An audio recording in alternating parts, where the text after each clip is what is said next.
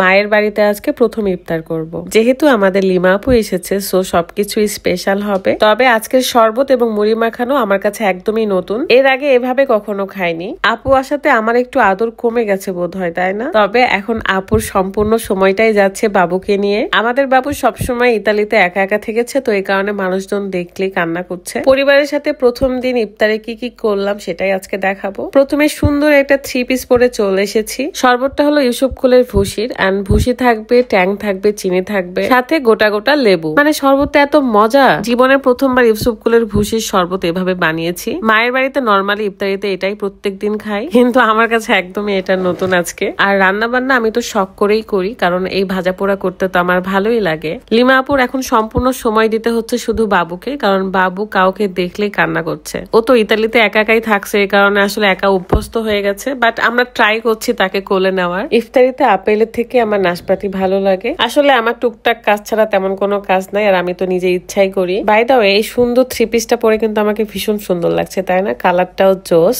তাই ভাবছিলাম আপনাদেরকে ড্রেসটা সুন্দর করে দেখিয়ে দিই। বাড়ির সামনে চলে আসলাম এবং এখানে এসে একটু হাঁটাহাঁটি করছিলাম। এই সুন্দর 3 পিসটা আপনারা পেয়ে যাচ্ছেন লাউন 1000 ফেসবুক পেজ থেকে। আমি কিন্তু বেশ কয়েকটা 3 পিস এই পেজ থেকে নিয়েছি, এন্ড ভীষণ সুন্দর, পরেও এত আরাম। তাতে নিজস্ব কারখানায় কিন্তু এই 3 পিস গুলো তৈরি করা। এই 3 পিসের গলার ডিজাইন এবং হাতার ডিজাইন গুলো আমার এত ভালো লাগে। লাউন 1000 এই পেজটা আমার ভিডিও ডিসক্রিপশনে আছে, আপনারা কিন্তু অবশ্যই চেক করবেন এবং আপনাদের পছন্দ মতো 3 পিস অর্ডার করতে পারেন। ইফতারি যেহেতু সময় চলে এসেছে, তাই আমি সব প্লেট গুলো ভালো করে মুছে দিচ্ছিলাম। এখন মামি সব প্লেট সার্ভ করবে। এদিকে আমি সবাইকে ডাকতে যাচ্ছিলাম যে ইফতারির সময় হয়েছে, চলে আসো, কিন্তু দরজায় খুলছিল না। জানি না কি করছে ছেলে পেলে সব ঘরের মধ্যে। ইউসুফ কুলের ভুসির শরবতের সাথে কিন্তু লাচ্ছিও ছিল। তারপর একদিন বাঙ্গির শরবত ছিল। বাঙ্গির শরবত আমি জীবনের প্রথমবার খেয়েছি। বাঙ্গি আসলে পছন্দ করি না আমি, বাট বাঙ্গির শরবতটা ভীষণ ভালো লেগেছে। আলহামদুলিল্লাহ, আল্লাহ রিজিকে যা রেখেছিল ইফতারিতে তাই খেয়েছি। এখানে হয়তো ভাবছেন মা কই, লিমা আপু কই? আসলে বাবু ঘুমাচ্ছিল, আর ওই মুহূর্তে সরে আসলে কান্না করছিল।